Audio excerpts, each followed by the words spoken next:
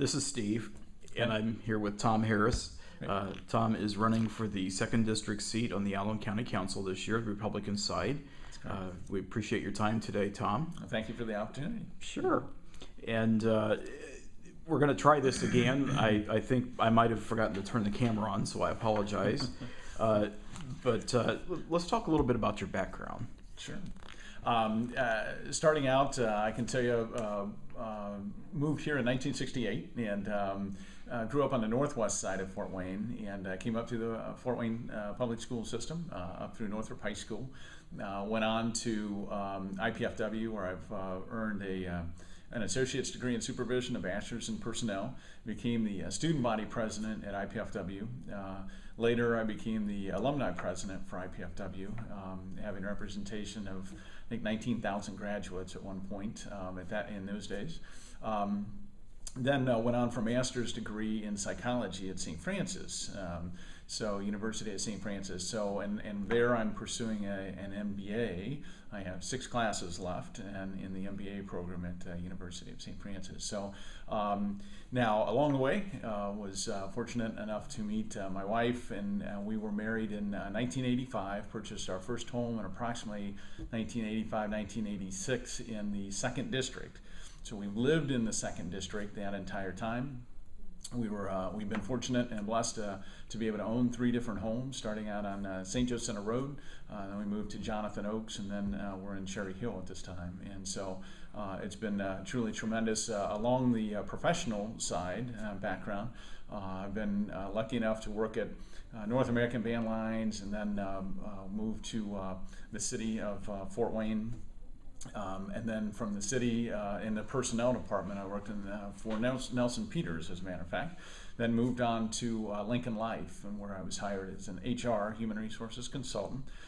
Had responsibility for about 2,500 employees in 5 different states.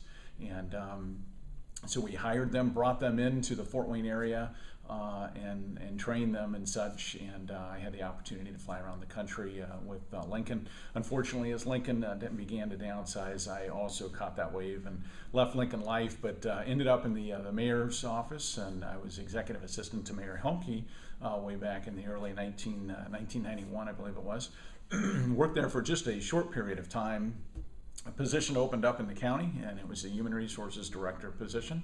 I moved from the city government over to the county government, and at that point I became the human resources director for Allen County, which makes me unique a little bit in this race, particularly as county council has responsibility for the overall budget for the county government. 60%, over 60% of that entire county budget is labor, people, wages, salaries. I had that responsibility of overseeing those wages and salaries in the mid-90s as the HR director for the county. And at that point, the salary that I was responsible, wages and salaries were approximately $40 million. And I had responsibility. County council would call me and say, if we increased the rate by 2% for all employees, how much would that be? If we deleted a position, or if we created a position, what would the job look like? What would the pay be? What would the responsibilities? So that gives me a little bit up. I moved on from the county, went to Wolf Corporation. After those 3 years, I moved on and worked for Wolf Corporation as the first HR director, moved from Wolf Corporation onto Aeroquip, which was down in New Haven, and Aeroquip turned into Eaton, and Eaton turned into Parker Hannifin. And then I left there as the HR director. And where I'm at now, long answer to a very easy question. Long answer, sorry. Okay. But I'm now the Human Resources Director at Our Sunday Visitor, located in Huntington, and I've been there since 2002. And it's a publishing company for the Catholic Church, and I've been just blessed to be there. It's been a tremendous job, and I'm wanting to come back to the county, and this is a part-time position. But I want to give something back to Allen County. I've grown up here and love this community, and want to help to continue to grow the economic base for this county. So that's why I'm running. Okay. Let's talk a little bit about the land banking that the county's recently starting to get involved in. Sure. What are your feelings about land banking in general? Is it a fit for Allen County? Yep.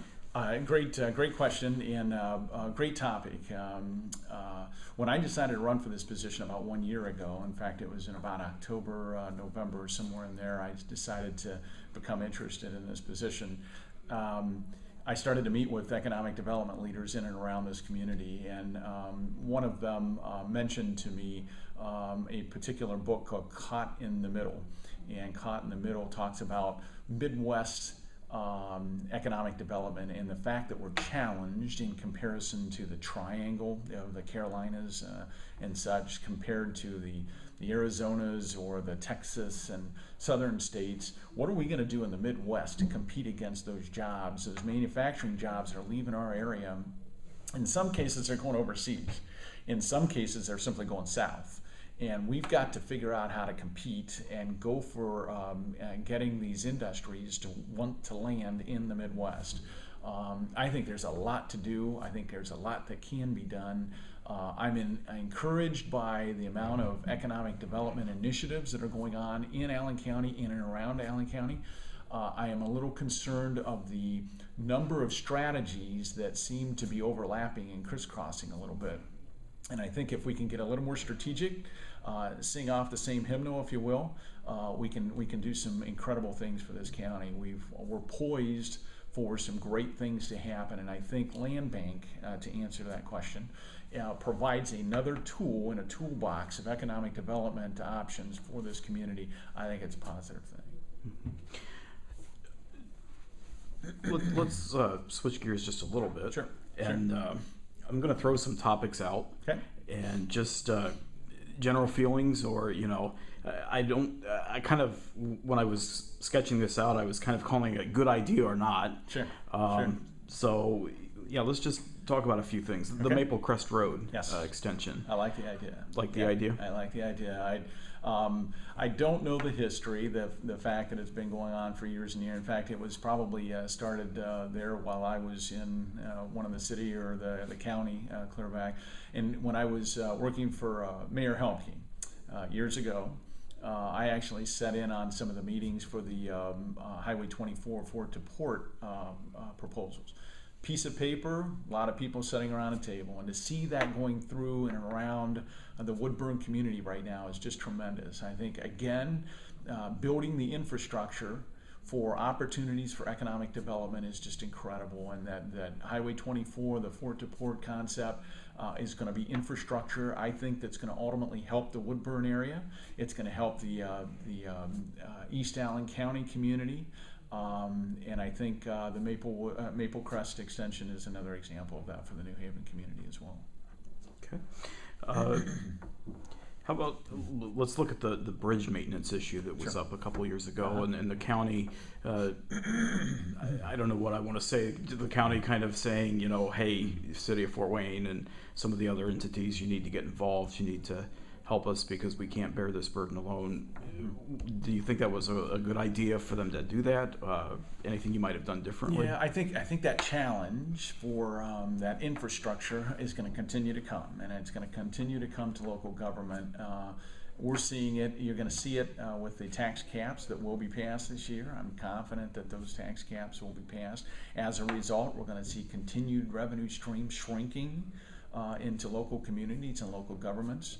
We're going to have to get a little more creative, we're going to have to get a little more strategic, and we're going to have to do a lot more planning when it comes to making sure that our infrastructure is getting taken care of. And the bridge program and the process of evaluating, the process of looking out 5, 10, 15, 20 years is crucial. The fact that there's pain, suffering from a local entity to say, gosh, we may not be able to fund all this, can we look at other options? Those things are going to happen. I think that's just going to happen by change, and as well as the pain of having to fund some of these projects as resources are dwindling, as revenue streams are tightening. You're going to look at a lot of creativity, I think, that comes with that. So, and we're seeing it in our schools, right? Our school systems right now are facing what I would see happening in another year or two in our local governments. That's going to happen as well. So.